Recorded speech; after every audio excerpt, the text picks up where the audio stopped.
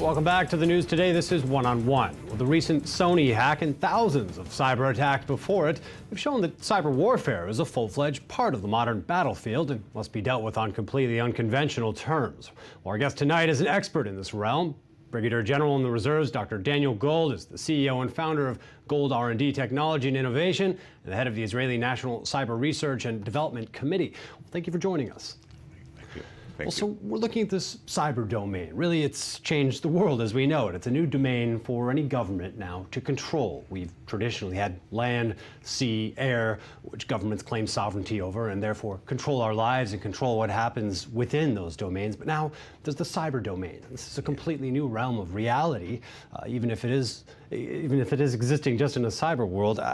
Unlike these first three, land, sea, and air, here an individual can take on, for example, the U.S. government and from abroad. I mean, how can this be managed in today's world? Yes, you're right. Big question, I know. It's a new world. It's a new domain of warfare, and you can, by the way, use it as part of a war, a regular war. I mean, air, sea, and land as part of the arms of the war during a war. And you could do it like they're doing it right now. Low intensity conflict, low profile. You cannot even get the address who have done it.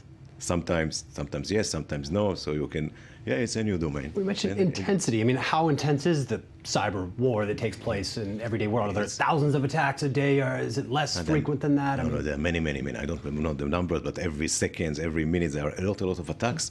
Part of them are, part of under the carpet war, government agency, and part are, stealing money, credit cards, and it's not a war, but they want money or other things, or get details of their bank accounts or emails. So they are criminals, they are government, and they are also activists for political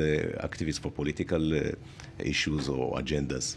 So again, I mean, someone with an agenda like that can sit in their room, in their apartment, anywhere in Europe or whatnot, if they're tech savvy enough, effectively breach the U.S. government. I mean, this is where, the government has the U.S. Navy, which dominates the world's oceans, and the Air Force and the like. What types of measures can really be done? Is there anything that can effectively control what someone on the other side of the planet does? I think it can be done. Of course, people are working, even in Israel, we are working in order to secure Israel. This can be done on a various levels, at the government level, at the agency level, the organizational level, or at private organization level. Of course, there are technology, and we are developed, not just we developed to cope with this, whether it's defending your own border, like antivirus or firewall, sophisticated one, whether defending with inside your organization, from inside attacker, out of a non-regular act, or whether even to try to catch the attack while they're on the way to the target by intelligence or using other things. Sounds like a difficult task to catch someone on their way to a cyber attack. It's a difficult task because it's very easy to attack. I mean, network. Again, it's very easy to attack simple. Sophisticated attack, you have to be a strong organization of knowledge, but they are there. And is brain. There's not weapon. You just have to have brain and computers. It's not so it's easy to attack. Most difficult is much difficult to defend. Well, you mentioned even Israel. You said even in Israel, but I think it goes beyond that. Israel's a leader in this field in terms of cyber technology and security. Can you comment on that in terms of Israel's place in this realm and in the world spectrum here? Yes, Israel is perceived as one of the number one, number two, number three, one of the leaders. Nobody can know exactly what is the capability of the others, but one of the leaders, and we are continue to invest effort and brain in order to continue to lead, because we want to secure the nation and all things that are in the nation. We want to also make impact from an economic point of view. Startup, big companies that do cyber. We want to, of course, be number one in science, university, and well-being of the people, that they can live secure and even use the cyber to good things, social networking and these things. Is the cyberspace in Israel, I have to ask, as secure as people think? Is it the most secure cyberspace in the world? We are ranked, not by us, ranked by other people, by other agencies, that one of the top secure countries in the world, from actual physical defense, I mean cyber defense, and also how the government treats the cyber.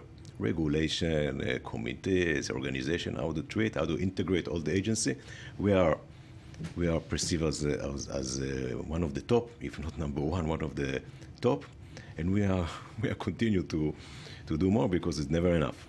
Well, we've seen some high-profile cyber attacks recently, Sony Pictures, some other events, even Edward Snowden leaking national security documents online. It seems that these types of cyber attacks will simply continue and continue until a form of credible deterrence is established here now. Is there a way to really deter these types of attacks? What can be done? I think that it will be complicated, but I think looking into the future, you can, by the way, copy the thinking of missile defense, okay? So there are layers. One is deterrence.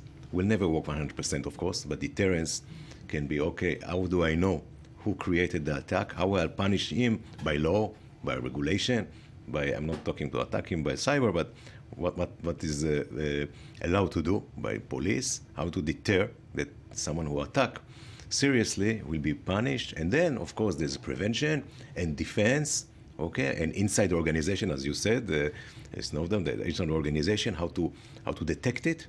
So all the layers, from deterrence to actual defense, and also intelligence, cyber intelligence, hoping will come to a reasonable situation that one can live. You mentioned the law, using legal frameworks here to crack down on this, to punish people.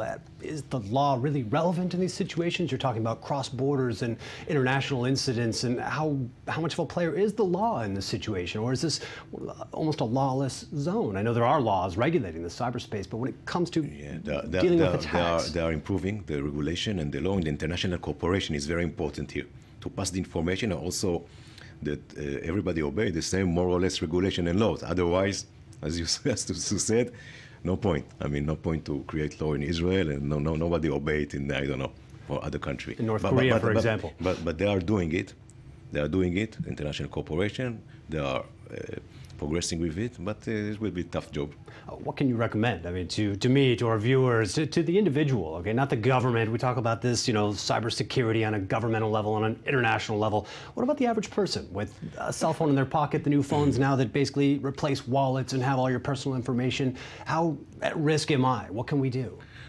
Again, a specific technical recommendation, when you have a Google account or Microsoft account, you go into this help and they will guide you how to protect yourself. Very easy, by the way. It's not very complicated. So trust in Google, you said? We can trust in it? There's a few ways of how to identify yourself and this. And so this one can do. And also for download to your mobile phone protection software. There so you recommend some software? Some software, they are there.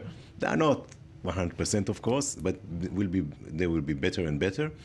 At the corporate level, that they given, bring your own devices or mobile, they are a little bit more secure because the company invests in this because there are money. At the individual level, private mobile phone is less protected right now. I believe we'll have more product to protect the individual mobile private phone. Well, since the demand will rise and rise for that. Yes, I mean, as people really are worried about identity theft, everything, right, from breaching the National Security Agency to simply stealing my credit card. Yeah, stealing money or, going to a bank account and take the money, even without a credit card. There's a lot of export of this technology right now. I mean, specifically from Israel. There's lots of export internationally. This is a busy world.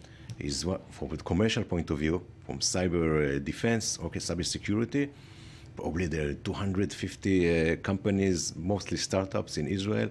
We're exporting from billions of dollars of this. I mean, for commercial use, for individual or company use, is a big issue in Israel.